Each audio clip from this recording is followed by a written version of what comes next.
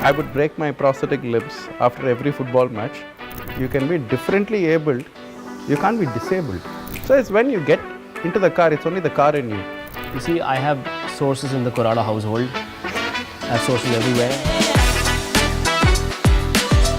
The first glance I had, I fell for her. Those romantic moments lasted only a few seconds. The moment we realized that, we were like, damn. Son boy. This is a lot of homework you did on me. Every rich man forgets he's a rich man when he's in the car. He's going there to go win a race. Do you have any such quirks? Oh, I love power naps before the race. If you're going to take away these two prosthetic limbs from me, Chetan Korada is finished. He's India's first ever para-athlete to win a motor race and a championship. He's a double amputee who's walked a path that no one thought he would. He's a trailblazer.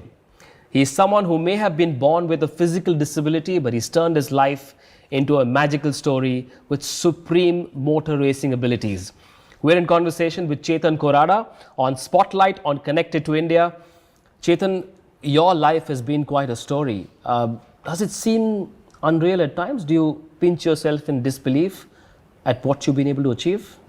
There have been occasions where I've halted and thought about my journey, but I've never felt rather content, or I've never felt that this is enough. There's a lot more to achieve. So if I'm looking at whether if everything happened was really true and was amazing, I'll say I wasn't really convinced yet. There's a lot more I need to achieve and a lot more to do.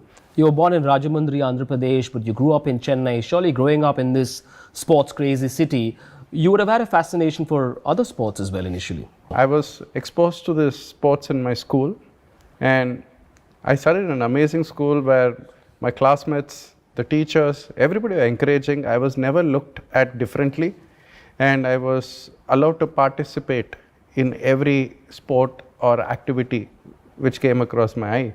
You know, because I feel that if you don't do it, is where the real disability is going to be seen. I was able to play tennis.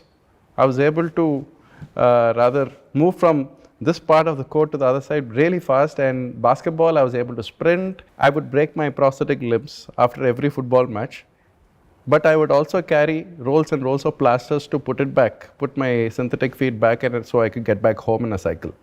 You make it sound so normal, and I'm assuming it must have been really painful, but you make it sound like it was just another part of your life. Yes, because life is an adventure. You have to experience it and enjoy it. So I was enjoying every moment, so there is nothing to really crib or, complain about. Unreal. I'm in the midst of an absolute champion. Now, it's one thing to be fascinated by the world of motorsports, and it's another to choose it as a career path. What triggered it for you? I never considered motorsports to be a serious career for me when I was a kid. I in fact never knew that I was going to become a race car driver, but I always wanted to do something towards cars. My mother is somebody who manifested on this whole idea that she wanted to make this differently able son or somebody. So I said, why not a race car driver? But we just didn't know where was a racetrack or where could we find a race cars. That eventually happened. You know, we've all seen this iconic image of Sachin Tendulkar as a toddler playing with a plastic bat at home. Did your journey as well start with a toy car at home? Oh yes, many toy cars. I would have suitcases and suitcases filled with toy cars. Wow. So the only way my mother would get through me to get me to do any task at home was to bribe me with a car. And then you came to this age where legally you'd be able to drive a car at the age of 18, let alone being able to compete in motorsports. Was it difficult for you to get a regular driver's license about 19 years ago? I mean, I didn't have any challenges with the RTO people. The first challenge was my mother, because she was the one who actually taught me how to drive a car, so I had to pass her test. Wow. She would always say, you stick to manual cars, don't go to automatic. That fun is always there, the thrill is always there in a manual car. So she was the one who I had to pass the test with. And RTO was quite easy because I didn't go there in a wheelchair or use any clutches to walk around. I just walked in like a normal guy, I drove the car and I passed my test. As simple as it. And then the initiation into this thriller microsecond, fast and furious world of motorsports would have had its own challenges as well. Yes, it did. In fact, my first race weekend was very dramatic because while I grew up in a very encouraging environment, let it be my school or my family, now we are hitting the reality. The real sport, we're talking about the most dangerous sport you could see out there. So, in such a highly demanding sport, people expect you to look perfect and be that, the six-pack athlete who doesn't care about what's tomorrow. But for me, it was different. It was about pursuing a big dream. Nobody really cared about what kind of dream and the intensity of it I had. I had to become a competitive driver. That was the only thought which was running in my head. And eventually, as I went competing through the years, I started fighting for the 1/10, 2/10 of a second. Do you ever, in a moment of solitude, think of that moment you first sat in a race car, that high, that adrenaline rush, that magic moment? When I saw the Formula car for the first time in 2006, during a track day in Chennai, so there was a small fee I paid, got into the car. My God, I didn't feel my bed was so comfortable. That cockpit was so nice to sit. And after my run of 5 laps, when I came inside, I was actually quite hesitant to get out of the car. I was like, can I sit for a little more while? It's so comfortable to sit inside this cockpit. It felt like it was made for me. So ever since then, it was rather the best office space I could have.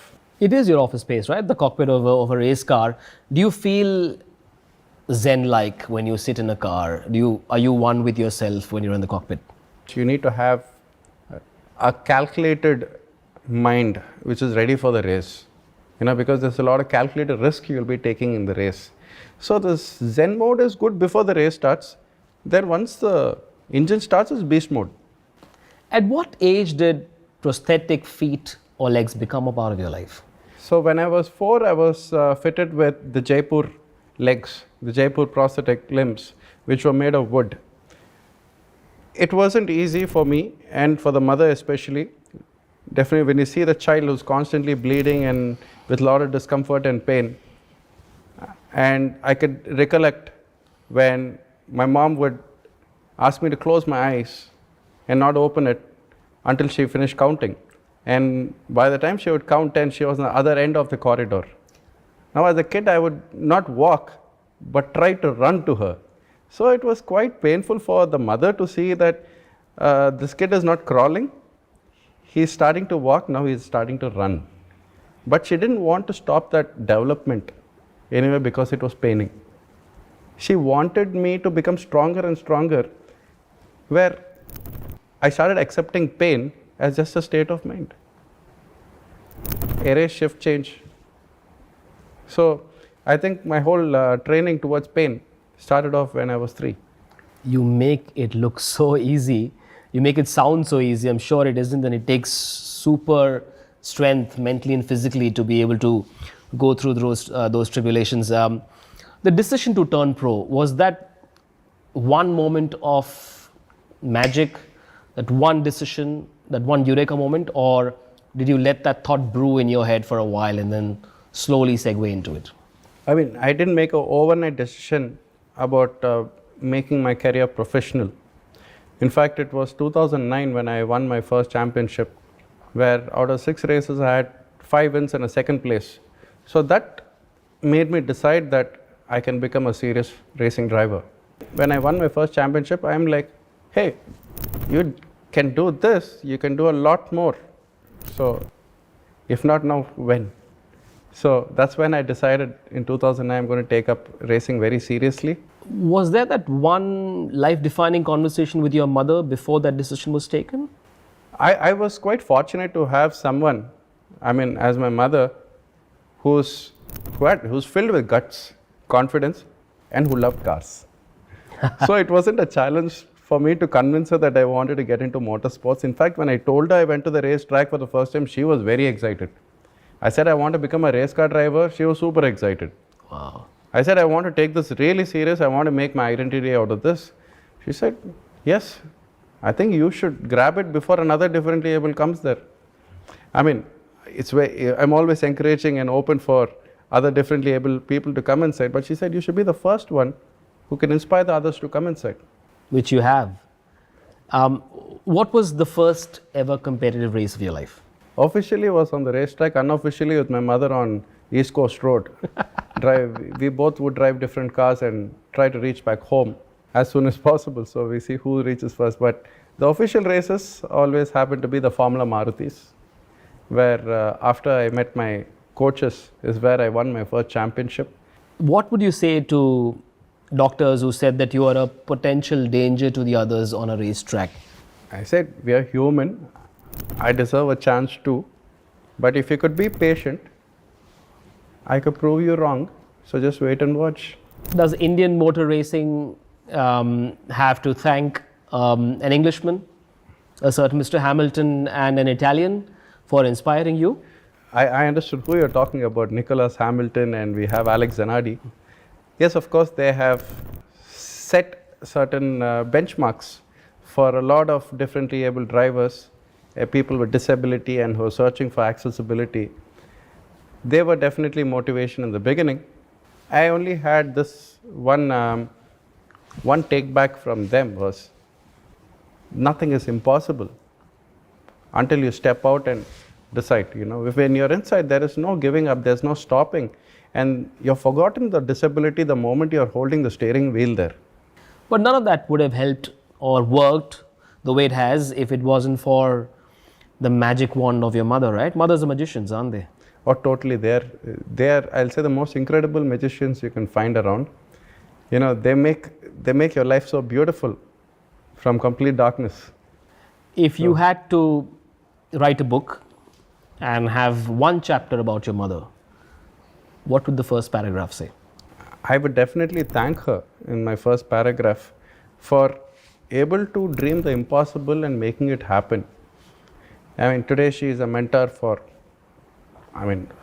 thousands of people out there, let it be in business and a lot of other areas. But I will say that she has passed on like true values of a winner into me. The never give up attitude. She says that you are born to win. If you're not striving to win, you might as well don't be just be a spectator out there. So if she has enabled me to actually go and succeed. So if you're seeing a differently abled person out there winning a race, I think it started off with the mother's dream out there. You've also been lucky enough to have a friend who perhaps played his part in enabling this career for you as well. Tell us about that friend and why he has been so important to your story. Oh yes, had a schoolmate. His name is Feroz Khan, and his father Ayub Khan used to be a famous rallyist and a race car driver. Okay. And when we were in school, Feroz would steal his father's rally car and drive it to school. And I would forget that the class was happening. And I still remember the expressions of my class teacher, who was puzzled about why I ran to the window, because I heard the noise much before the car entered the campus. And I stuck my face to the grill and I was waiting for the car to enter the campus. And I would bribe him with everything in the canteen. Chubby kid. So get him everything, and I keep telling him, just take me to the racetrack one day. That's all I need. I want to go see the racetrack in person. It was a long kept promise. He made sure it happened. Not when I was in school, but after my college. We stayed in touch always. And he took me during the track day where I saw the Formula car for the very first time. And he said, dude, you should actually try it. What if you're able to try it? And that encouragement was really needed. It's not every day. You have a lot of friends who feel great and proud about what they do, but they really don't share the opportunity outside. But this guy actually he was a national champion himself. Not once or twice, many times. And the way he encouraged me enabled a lot of, I'll say, switches in my brain. He watches and follows my racing very closely. He keeps appreciating every results and every races of mine. So I'm so thankful to Feroz to bring me into the sport in 2006. Chetan, I once read a headline in a Mumbai tabloid. It's the Mumbai Mirror in 2018. It said, he is special, but his cars are not. How do you interpret that headline? I mean, it's very straightforward. His cars are not special because I didn't want anything special from the other people. Yeah. Let it be the treatment or the cars. So nothing was special in my car. It was absolutely equal to other competitors in the field. It's the driver that's special. Yes, or the mindset. Motorsports is an expensive sport. I believe the carbon fiber prosthetics that you use, those that come from Europe, are as expensive as a super bike. Is it true? Pretty much. It's like, for me, I feel that I'm buying a super bike every 3-4 years. I got to keep upgrading my prosthetic feet with the newest ones. Now, Chetan, there are various enablers in a top-level athlete's life. QNet came into your life in 2011 like a godsend. What was that first conversation with QNet like, and how has that relationship with them evolved over time? I mean, yes, to be successful, to reach a very big goal, you need an enabler. And QNet has been that godsend enabler in my life. And not only for my racing career, but even for my family today. We have been part of QNet very actively. From the time they have sponsored me from 2011, I have seen the tremendous support they have given me. They were not concerned about the outcome, if I'm going to win the further races or championships, or if I'm going to bring them big name. They just saw a dream. And the dream had a lot of meaning. And they told me every single race, they always told me that they were very proud of what I was doing. Of course, that softens you, pampers you. But at the same time, they said, don't give up on the next one. We need the next one. And so it seems like QNet's role in your life is as much about being emotionally invested in your journey as it is about signing a big check for you. So it was more than just signing a check for them. They wanted to just not enable my dream, but help inspire a lot of differently able or able people's dreams. They wanted to enable them through me. So that's what we saw. Among the others that helped you was also the former FMSCI president, Mr. Akbar Ibrahim, and his son Arman Ibrahim as well. Yes, very true. And they still play a very crucial role in my career till date. So when I got trained with him in 2009, I understood that what I was doing was totally opposite of what I'm supposed to be doing in a car. So I drove it like a regular road car. That's not how you drive a race car. Just after his training is when I won my first cup. I had that 5 wins and a second place. And it was a very dominating wins I had that weekend, I remember. I mean, so then I understood that coaching really played a very important part in my career. That coaching, if that coaching wasn't there, I would have just been a normal driver, retiring at a point of time, understanding that this is not your thing. Yeah. You have no knack for racing. So I think the father and son duo had played a very important role in my career. What's the best piece of coaching advice you've received? The best piece for advice I got in my training was through Akbar itself. The best thing he has taught me, which has been working till date, was find a way around to get the objective done. Is your definition of disability different from lesser mortals like us? How do you define disability? Firstly, disability cannot apply to the body. Disability applies only to the brain. Wow. So the ability can be changed. You can be differently abled. You can't be disabled. There's no way you can be disabled. With today's technology, you can still be differently abled, right? A person who cannot speak can still find a way to communicate using technology. That's where I felt that, the whole software is what really matters. Hardware can be altered somehow. So what if I had only 3/4 of my limb left? We used some extra hardware called the prosthetics. But I think the software had to be tuned to make that work first, the hardware to work properly. Chetan's dropping absolute pearls of wisdom for all of us here on Connected to India. Now, a lot of top-level athletes do different things to get into the zone. Some read a specific book, some have a favorite song, some watch TED Talks. What do? What I enjoy the most before getting into the car is cracking jokes with my friends. I carry my friends along with me in the races. We have hilarious talks because it's important to go with a very cool mind. Stressed mind, not good for any sport, absolutely. And what happens before I get into the track? Oh God, nobody wants to be next to me. Especially, I'll say, my family members like to leave me alone during a race weekend. Yes, I get too anxious. Because this motorsports has made me the person I am today. So, the fear of failure is constantly there in my mind. But when I reach the circuit, I erase everything first. No anxiety issues, reset button, get into the happy mode. Don't talk about what is going to happen in the race. Keep friends who can crack jokes. Talk everything else apart from racing. So it's when you get into the car, it's only the car and you. Then the conversation starts between both of you.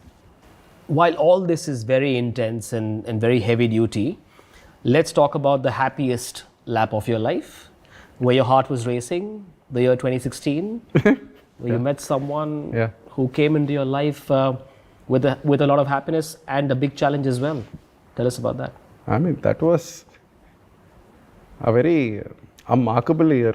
The whole reason I went to Bangalore in 2016 was different than what compared to what actually happened there. I was supposed to be a chief guest for an event which happened, and I stayed at the same hotel where the event was happening. I very well remember the reception people when I was checking in said, your event is happening on the rooftop. And I was literally in my high of my career at that point of time. And I asked them, I just want to do some workouts. I just need open space. I just have a mat. I want to work out. Said, you can go to the same place. So while the whole preparation for the event was happening, and I said, okay, chalo, at least I can get a glimpse of the event. And I had to pass the hall while going to the venue. I mean, the space where I could do my workout. And that's when I had my first glance of her. Of who? My wife. So Manasa was the best chapter, I will say. A very colorful chapter. I still been living so happily with. So it's the first glance I had, I fell for her. But I wasn't easy for her, and nor was she easy. We became friends the very same day we met, and I managed to walk up to her and had a conversation, not understanding that she was waiting for a year to even have a chat with me. Stunt boy. Yeah, and she was a big fan of my mother before me. So, and that was our first meeting, and I got a day. Next day, I manned up and I said, can I take you for a date? And I spent a day with her and I got to know her. So when I met her for the second time, and she said, I've found new perspectives and rather new objectives in life I want to really work on. I asked very interestingly, what are they? She said, it's you, I don't want to go for the pageant. I want to get married to you. I went bonkers.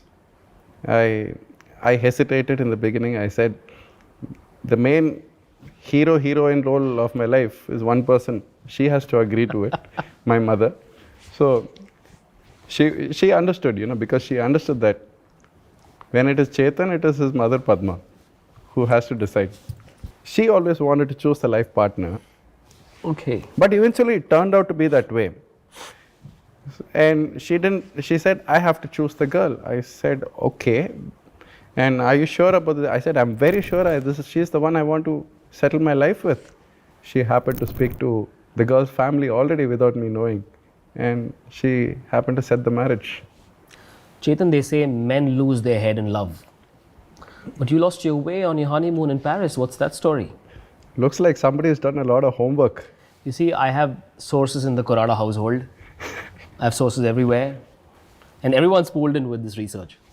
I mean, it's very rarely I get to hear these kind of questions, and nobody has really known about what happened during my honeymoon. But yes, since the question is out, let me answer it.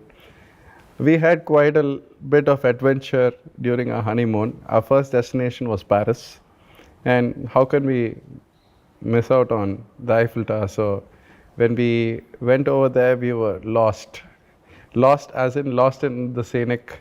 I'll say the moods were really high. We really wanted to go on top of the Eiffel Tower. And I remember very well I left my bag at the registration counter, which had the passports inside. Whoa. We didn't realize we left those until we went to the top. And those romantic moments lasted only few seconds. The moment we realized that, we were like, damn, we left the passports down there. And we were warned by the travel agent, be careful with people in Paris. Don't be too careless. And the same speed we went up, we came back down. Yeah. Worrying about the passports were absolutely safe. There was the security there who were very sweet and kind, held on to the passports until we came back. But we had laughed throughout on the way to the hotel. We were just laughing about it. Are you different when you drive a regular car on the busy roads of Chennai? Do you lose your cool, or what is it like? Before racing, yes, I was reckless, careless like any teenager out there. But I had my mother grounding me most of the times, who said, if you want to race, go do it on a go-karting track. Yeah. Go find a racetrack to do all this. Yeah. Which I took very seriously before I touched got into my adulthood. When I was 18, I think I was more mature in my driving, and I would keep all the speed thrills to the racetrack and not on the regular roads. Because I feel that reaching the destination from point A to point B is important. It's not about the time. But I don't think I would put anybody in danger or cause inconvenience to people on the road, because let it be students or my own kids tomorrow. Yep. I don't want to look as a bad example out there. So the moral of the story is that even a real life race driver does not drive like a race driver on the regular roads of Chennai. So there's a lesson to be learned for all of us there. Lovely. Chetan, you're a very candid conversationalist. You seem like someone who enjoys philosophy. Is there a religious, spiritual side to you as well? Oh yes, there is. I will say that being conscious, being aware of who you are, is being spiritual first.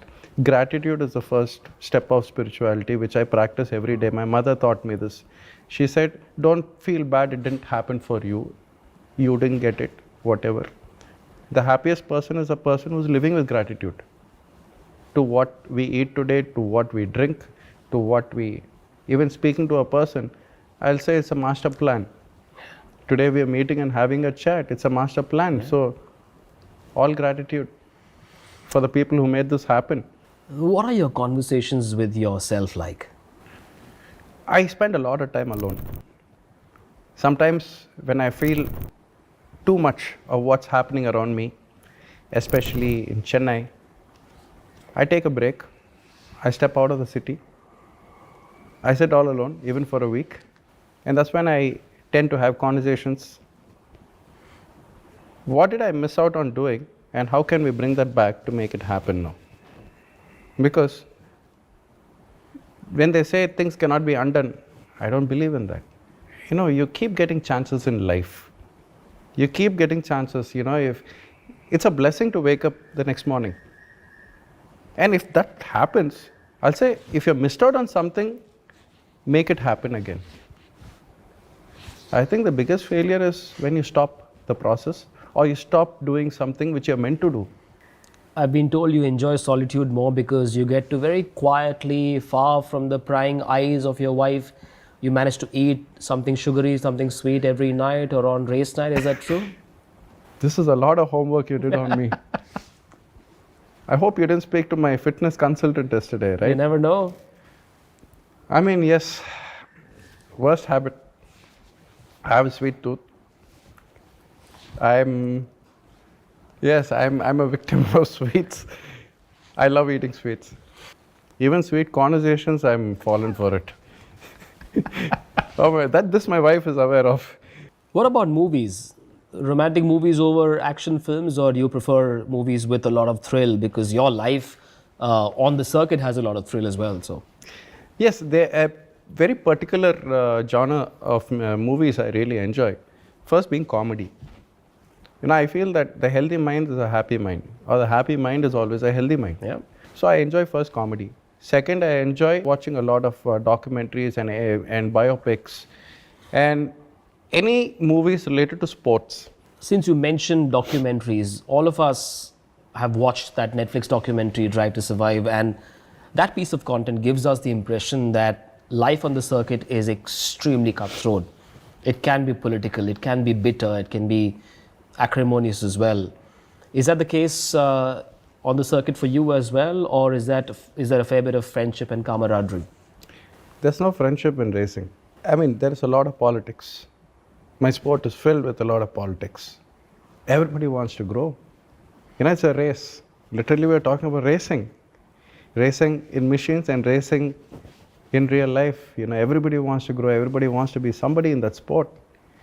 Because it's a very small percentage who remain either still living or still serving. So it's literally a death race out there. But I'll say it's the people you choose, the circle you choose, which still keeps you active into the sport. What would you change about the Indian motorsport scenario? Create more opportunities, create more awareness. Okay. Stop cribbing that this sport or that sport is famous than racing. You're the ambassador of the sport. We could be 100 drivers in the weekend or thousands of drivers across rally and racing. All of us are ambassadors. You got to make noise about the sport. You can't crib and say only cricket gets the fame or football gets the fame. They made more noise. Your cars are only making noise. Let them out make more noise. If it's a message to all the riders and drivers or enthusiasts, I'll say who else can represent the sport better than you? So make that noise.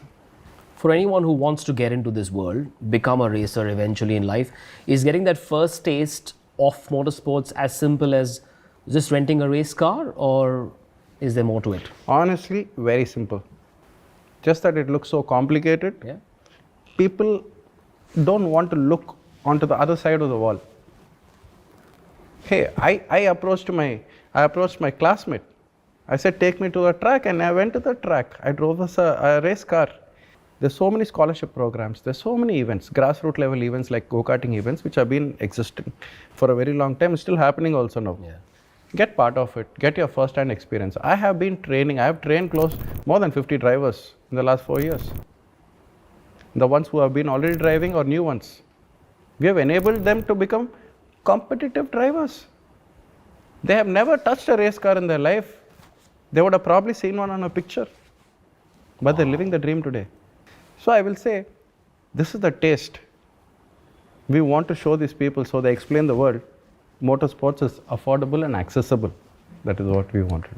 Yep, sounds a lot doable than it's seen before this interview. Very quickly, 3 must-have qualities in a good racer. Don't give up attitude. Don't be a whiner. And 3, consistency. What about the relationship between the chief engineer and a race driver?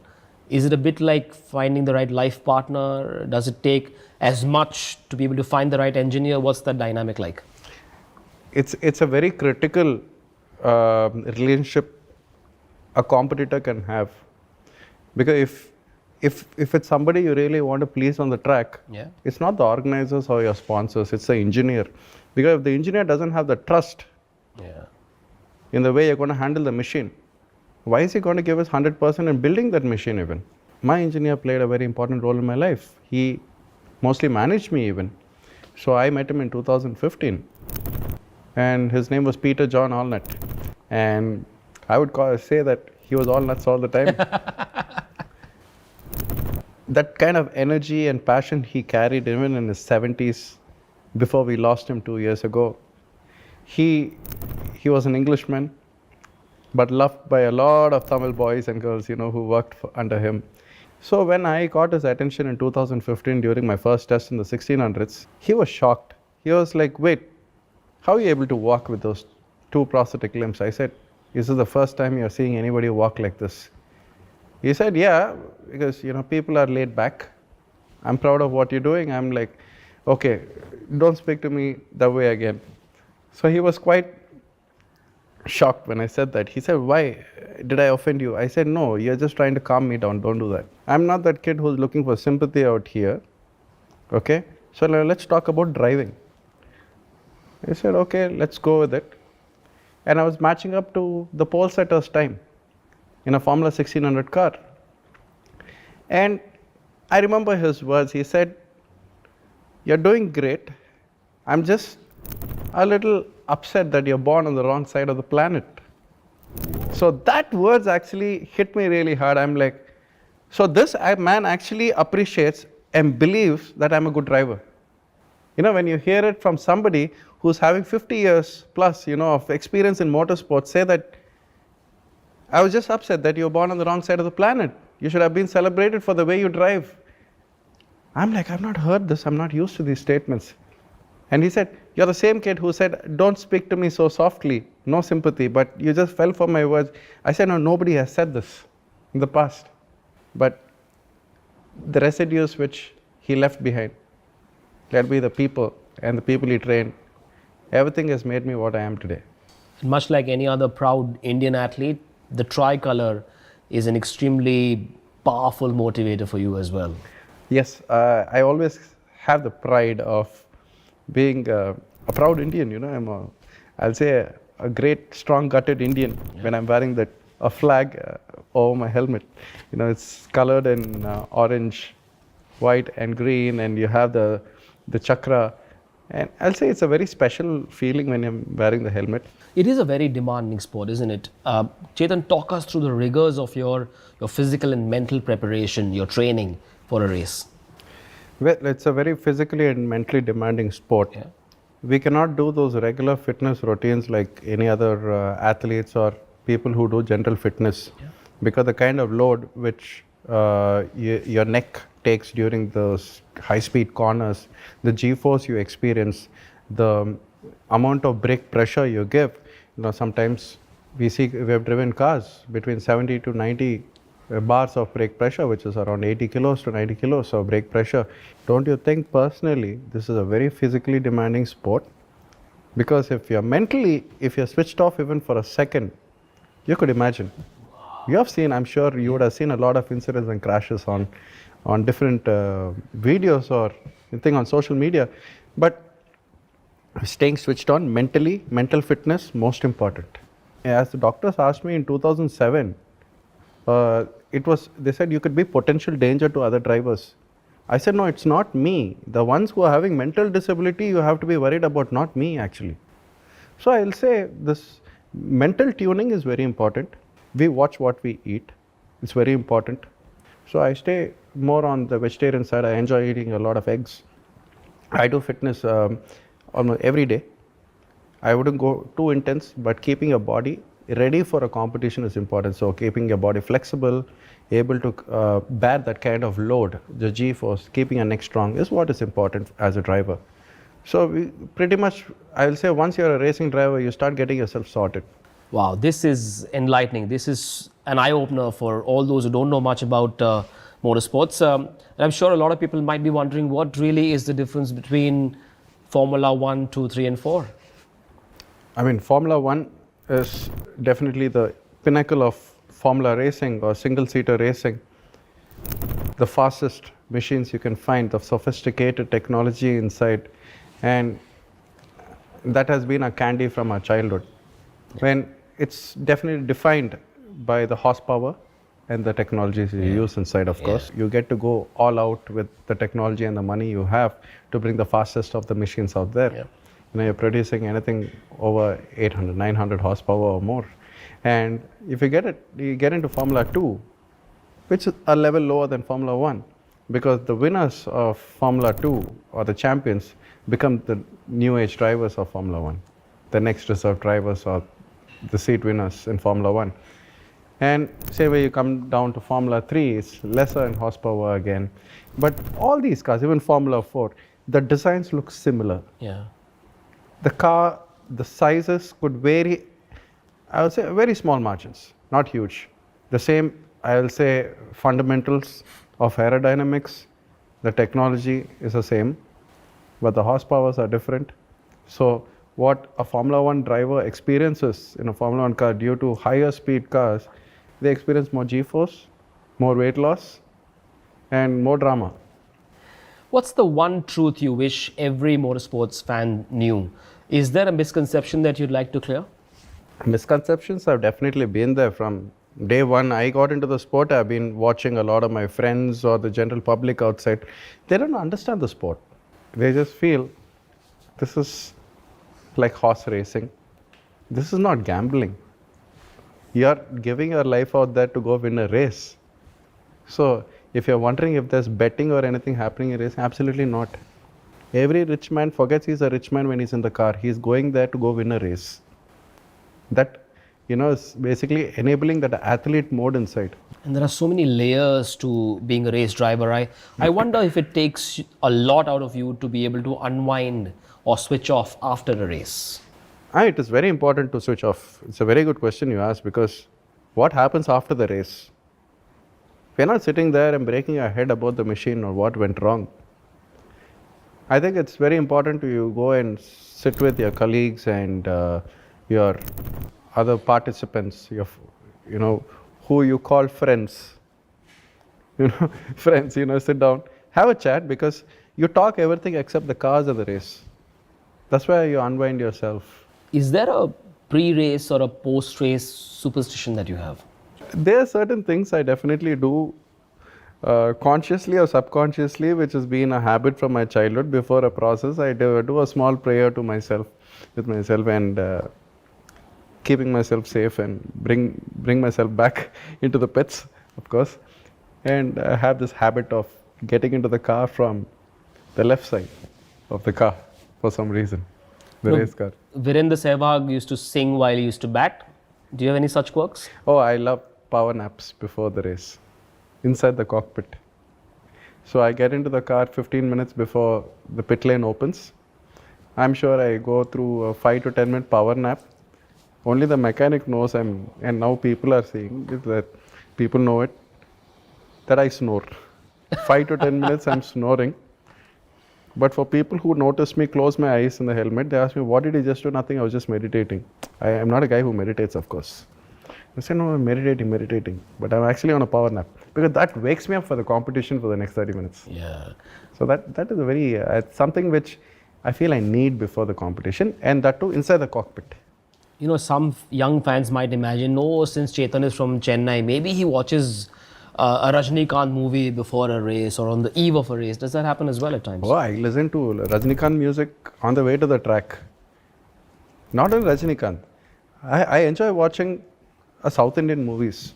Let it be Tamil, Malayalam, Telugu, Kannada. I listen to music. Yeah. And that keeps me in like high vibes. And no, Rajnikant's music though, it's like, what, even if you're in a sad mood, you suddenly just wake up with high vibes. Favorite Talaiva song? There are too many favorites of his song. It's a playlist. Sing a couple of lines from your favorite. Let's skip that.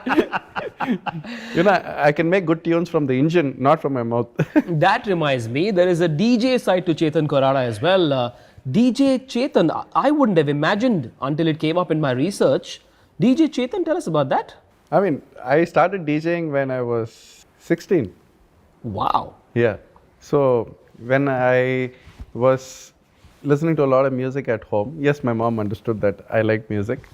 And I told her, you know what, I want to become a DJ. It was not the same expression like when I spoke about racing. She was like, what the hell are you saying? I'm like, yeah, I want to become a DJ. She was like, okay, fine, but where you got to play the music. That's not the track you should be thinking about. Yes, you're thinking of a whole new different track. But however, she always had the trust in me that, he's going to go play some music. And she understood that love I had towards music. And music and racing go along pretty well. So I DJed for 8 solid years. I enjoyed that life as a DJ. Your story is so fascinating. It's almost like I'm seeing a movie play out in front of me. How about a biopic on your life? Have people approached you? Would you be interested? Quite a few times. I've been approached to speak about my story. Yes, I do enjoy talking my story and my whole journey. Well, my first answer for people who ask me about directing a biopic on me, I said, I'm not finished yet. There's a lot more I'm still doing, and rather I'm at the high of my career right now. So wait and watch. There's a lot more content you could actually use. Many more chapters are yet to be written. Yes. So content is under creation at the moment. Do you ever think about life after motorsports? Has that thought crossed your mind yet? Oh yes, it's the most scariest feeling I can have, because I could have been known as a cripple if not for motorsports. So, if you ask me which is the best side and the brighter side of motorsport, I'll say driving. And if I'm not going to be in the driving seat, it's going to be weakening me a bit. So even recently when I had a conversation with my mother, and when she spoke about retirement, because she said you're getting close to 20 years of driving, you got to give the kids the chance. I don't know why that happened. It just broke down. I said, no, I'm just not able to imagine myself outside the car. So it's not an easy feeling or an easy decision yet. So I've given myself another 3-4 years. I mean, I like planning 3 to 4 years. Then we see what happens after that. There are many more laps left in his motor racing career, isn't it? A lot more, my friend. Right, Chetan, finally, if you had the superpower to rewrite your life story, how differently would it turn out? No, I wouldn't change anything from my career or rewrite anything, because every moment, every memory or the people who are involved through my career played a very important role, and those shouldn't be rewritten. And those moments which I've experienced is so special, because if something needs to be changed, it'd rather be the timeline. I would change the timeline. I would compress few years to make it shorter and crisp.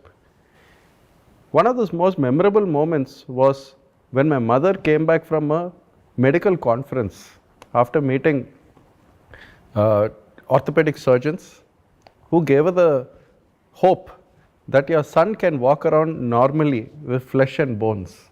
There's so much of technology, this implants. So I didn't pay attention to it when she even spoke out of so much excitement. She came back home glimmering with excitement, saying that, you know what, you can walk like a normal person. I spoke to this doctor, you don't have to wear prosthetics anymore. First I was laughing and I felt sad. As I looked at my mom, I just shook her and I said, you really want to do this? She said, why not? I'm your mother, walking. To see you walk with normal legs would be a dream. I said, no. You're breaking a lot of people's dream and probably hopes. If you're going to take away these 2 prosthetic limbs from me, Chetan Korada is finished. All that I've achieved is over, gone into air. What I am today, what I'm known for, is because of the prosthetic limbs. There are so many people waiting to get inspired. They want to achieve so much because I inspired them somewhere. Don't erase me out of this world. I think that was like a shake for both of us. We shook each other so much that she felt really proud as a mother. I could see that in her eyes. Never did I feel any regret that I was born this way. This was a blessing. I made my disadvantages advantages. I challenged every challenge which came forward to me. So if there's something which has to be rewritten, I'll say nothing. You got to be proud and carry the pride of who you are all the time. You're special. Aren't we all glad that it turned out the way it did? Chetan, it's been a pleasure. Thank you.